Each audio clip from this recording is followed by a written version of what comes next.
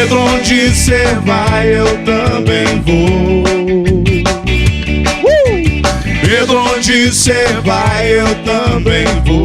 Mas tudo acaba onde começou. Bom de papo nessa semana especial de Natal. E hoje a gente está trazendo aqui os nossos bons de papo. Flávia, que é a Bahia, e o seu filho Pedro. Que bacana. A gente vai conversar sobre a microcefalia, que é o problema que o Pedro tem. Mas antes de começar, Flávia, eu queria te perguntar o seguinte. Como é que começou o seu sonho de ser mãe? E como é que você estava nesse momento, assim, e quando o Pedro veio, como é que isso modificou a tua vida? Nós já tínhamos um filho mais velho, né? Quando eu engravidei do Pedro, estava com ele com 2. Quando o Pedro nasceu, ele já tinha 3 aninhos. Foi uma gestação super tranquila, fizemos todos os pré-natais, alimentação, ginástica, tudo como manda o figurino. E aí, no dia 13 de novembro, a gente recebeu a notícia que Pedro estaria chegando. Ele foi muito esperado, muito abençoado.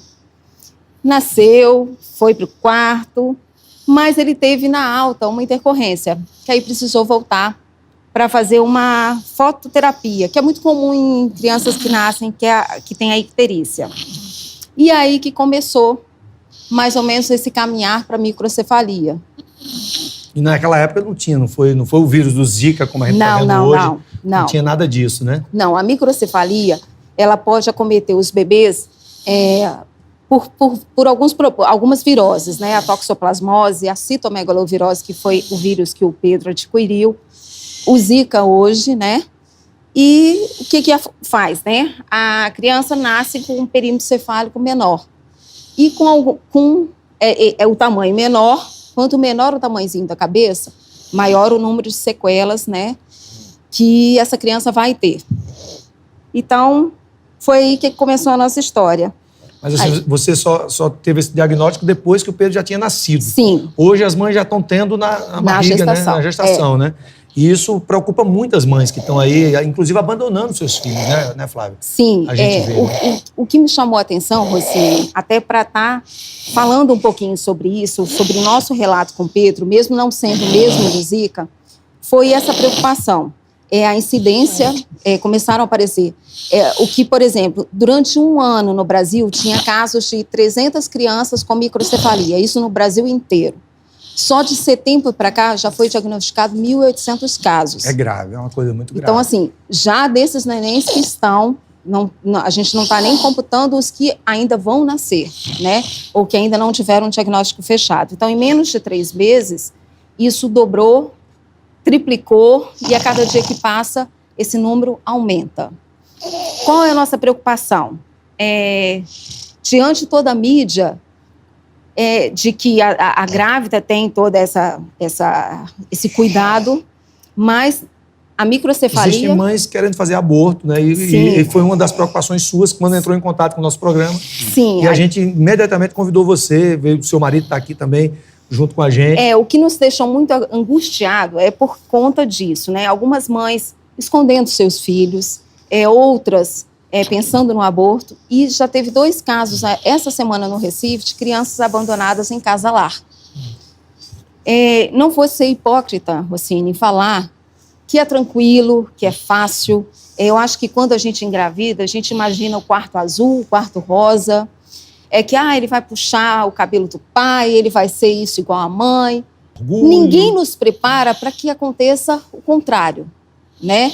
Eu acho até que a equipe médica, durante esses 9 meses, né, ou até quando o casal pensa em engravidar, deveria pensar em tratar esse lado, né? Porque nesse meio do caminho, algumas intercorrências podem acontecer. E foi o que aconteceu conosco. Quando o Pedro nasceu, a gente não tinha nenhum relato, não tínhamos experiências e não tivemos alguém de imediato para falar, olha, é sério, é grave, mas tem um caminho e a gente tem que percorrer. Quando a gente estava com Pedro no colo, a gente recebeu o diagnóstico, encontramos profissionais que não estavam preparados para dar esse diagnóstico. Uma coisa que nos marcou muito, ainda hoje, quando eu falo, me emociona muito. Porque, desculpa, Não, eu estava com o Pedro no colo e o pai do meu lado, um profissional da área médica nos falou que a gente era muito novo, tínhamos uma vida toda pela frente e um outro bebê em casa, de 3 anos. E que o Pedro não ia ser nada, não ia evoluir. Ele usou esse termo, ia ser um vegetal em cima da cama. E que a gente tinha que seguir a nossa vida. E aquilo nos doeu muito, porque a gente não concebia, por mais a gente, em nenhum momento, Rossini, a gente tampou o sol com a peneira, a gente sabia da gravidade, sabíamos que o caminho não era fácil, mas a gente quis dar a melhor qualidade de vida para o Pedro, e principalmente muito amor. E nesses 15 anos, Rossini, algumas pessoas que a gente encontra no meio do caminho, às vezes falam assim, isso foi uma missão, isso é karma. Não, a gente não lida nem como missão, nem como karma. O Pedro veio para nos mostrar muita coisa. O Pedro não anda, não fala, não senta sozinho, não se alimenta sozinho, utiliza fralda. Ele é 99,99% de dependência. Agora, ele sem ter falado uma só palavra, ele nos ensinou coisas que em nenhum manual de pai e mãe ou livro eu teria tido condições de aprender. Sem ele nunca ter tido dado um passo sequer, ele nos fez percorrer caminhos jamais imagináveis. E caminhos que eu agradeço todo dia por ter conhecido através do Pedro. Ensina, acho que um pai, uma mãe, um irmão, uma família a ser gente, né? Acho que foi isso que vocês aprenderam e é o aplauso que a gente tem que... A única coisa que a gente tem que fazer é aplaudir você, seu marido, sua família, porque realmente eu acho que deve ser uma lição de vida muito grande, não é isso que você está passando para a gente aqui, para as pessoas de casa. É um exemplo de vida e assim a gente vê a alegria do Pedro, o carinho, o amor que vocês têm com ele é uma coisa... Olha só ele rindo. Quando ele ri, aí ele me tira do sério. Daqui a pouco a gente vai contar uma história dele aqui muito bacana, que a gente vai saber aqui. Tem uma história do hospital aí que eu estou sabendo que ele ficou escutando umas piadas que não devia escutar no hospital. Daqui a pouco a gente vai contar essa história, viu, Pedro? Mas, Pedro, rapaz, tu ficou ouvindo aquelas histórias, macho. Daqui a pouquinho, viu? Eu quero dar um presente pra ele, que já que ele gosta do meu pai, ele vai gostar também do meu DVD.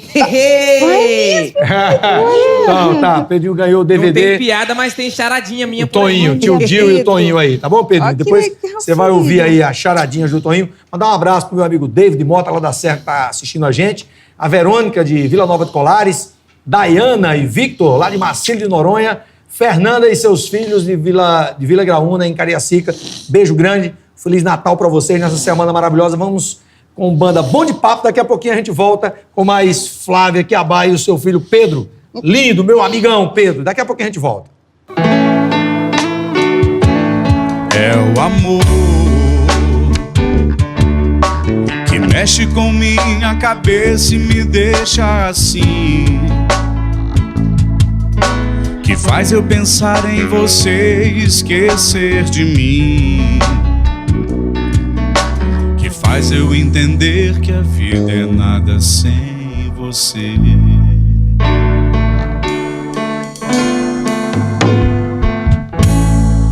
Bom de Papo, Flávia Quiabá e o filho Pedro.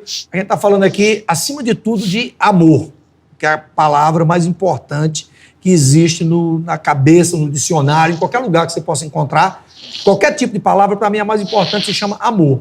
E é o que a gente está vendo entre essa mãe e esse filho aqui, lindo, maravilhoso. As pessoas falam em microcefalia, falam em doença, vírus do Zika, não sei o quê, mas nada sem amor é possível na vida resolver. E eu queria te perguntar isso, Flávia, como é que foi a convivência social do teu filho nesses 15 anos? Assim? Como é que você conseguiu colocar ele no meio dos teus amigos, da tua família? Assim, como é que você inseriu ele na sociedade? Os primeiros 3 anos foram complicados porque foi os períodos de muitas intercorrências, idas e vindas de UTI por conta da paralisia, né? Mas depois... Pedro fez uma cirurgia grande, que o Pedro, a microcefalia, junto com a paralisia, comprometeu, ele tem crises convulsivas, né? Então, Pedro tinha uma média de 60 crises por dia. E isso... 60 crises por dia, Flávia? O Pedro era mais ou menos... eu não lembro daquele filme, é um filme que ela sono, sofre... hein, Pedro? Tá com sono, hein? Que ela... Vou contar uma piada já pra passar esse sono. Agora ele riu. Então, a gente começava a ensinar alguma coisa, ele tinha um espasmo, uma crise, você tinha que reeducar o tempo todo ensinando. Depois dessa cirurgia, o médico falou, agora ele tem que ir para a escola, conviver com os amigos da idade dele. Aí foi um primeiro obstáculo, encontrar uma escola. Nós não tem ainda nenhuma escola inclusiva. Existia, há um tempo atrás, as APAES, que atendiam esse público. Mas, diante de uma legislação, essas escolas deixaram de ter essa função.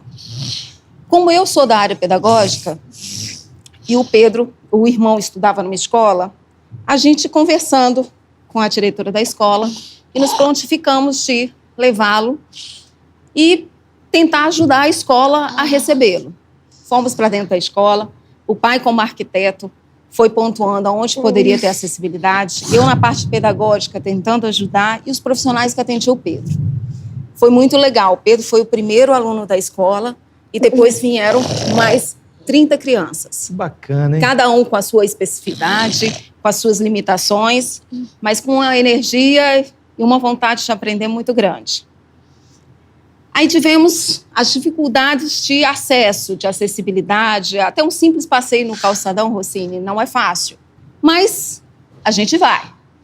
Pedro vai ao shopping, Pedro faz qualquer atividade com qualquer outra criança. Agora eu quero saber como é a história que você disse que o CD do Tonho dos Couros tranquilizava o Pedro. Ele ficava, quando ele estava dodói, e aí botava o CD, ele ficava rindo. Você tinha um programa que era por volta de 7 e pouco da manhã, era o horário que ele comia. E ele todo dia assistia. E quando veio essa cirurgia não foi feita, não tinha aqui no estado. A gente precisou ir para São Paulo. Então, a gente levou o CD. E o CD tem umas piadas que são pesadas para uma criança que na época tinha 2 anos. E aí eu tive que explicar à assistente social e à psicóloga o motivo de eu arrumar um som para colocar para o Pedro. Aí elas entenderam. E aí eles me permitiram. Mas o fato mais engraçado é que durante a noite eles tinham que ficar acordados. E quando o plantão estava tranquilo, iam todos lá para o quarto do Pedro roubar o som e do DVD e o CD para poder escutar a madrugada inteira. É muito engraçado. E foi o que o aliviou os 15 dias na UTI.